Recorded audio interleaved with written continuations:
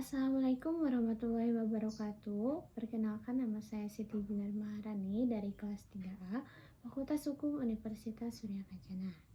Di sini saya akan mereview sebuah materi di mana pada pertemuan ini yaitu mereview UTS atau ulangan tengah semester yang telah dilalui pada beberapa waktu lalu, yaitu pada mata kuliah Hukum Pidana Lanjutan dengan dosen pengampu Profesor Dr. Hajah Heni Nuraini SHMH dan asisten dosen Dr. M. Rendi Aridayani SHMH.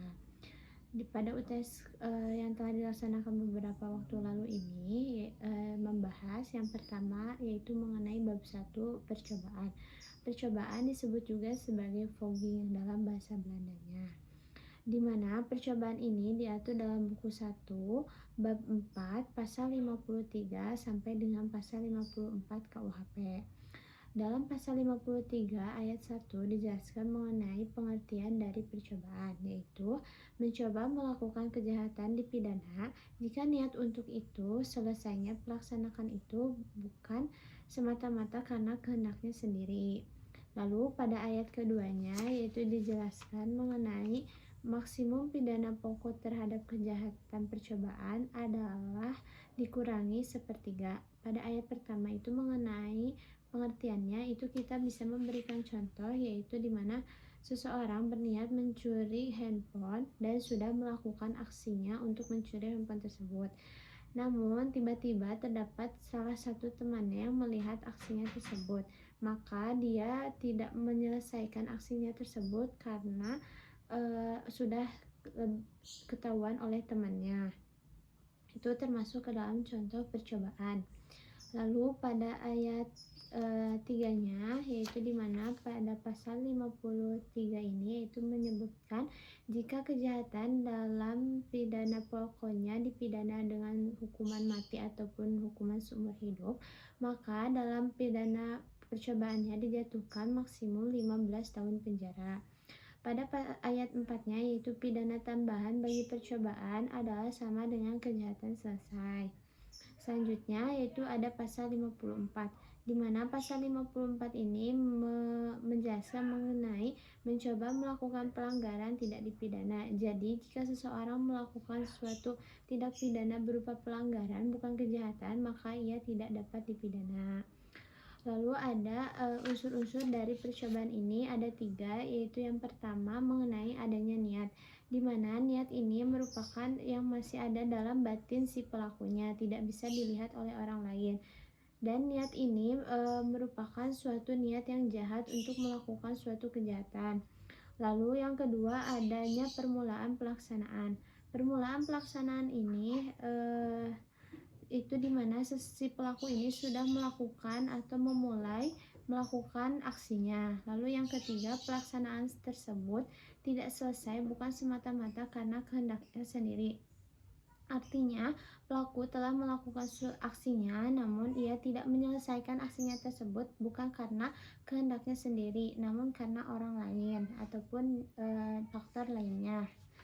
Lalu selanjutnya dalam bab 2. Bab 2 ini mengenai penyertaan atau dalam bahasa Belandanya disebut deelneming. Penyertaan ini artinya yaitu tindak pidananya satu, namun orang yang melakukan tindak pidananya lebih dari satu. Dalam deelneming atau penyertaan ini ada beberapa bentuk, yaitu ada 5 bentuk. Yang pertama mengenai yang melakukan. Yang melakukan ini artinya seseorang atau si pelaku itu langsung terjun melakukan aksinya, aksi tindak pidana tersebut tanpa adanya bantuan dari orang lain ataupun pihak lain. Yang kedua, ada bentuk kedua yaitu disebut sebagai menyuruh melakukan. Artinya orang yang melakukan tindak pidana ini menggunakan orang lain sebagai perantara dalam melakukan tindak pidana. Yang bentuk ketiga yaitu ada turut serta melakukan, artinya orang tersebut ikut serta melakukan si tindak pidana tersebut.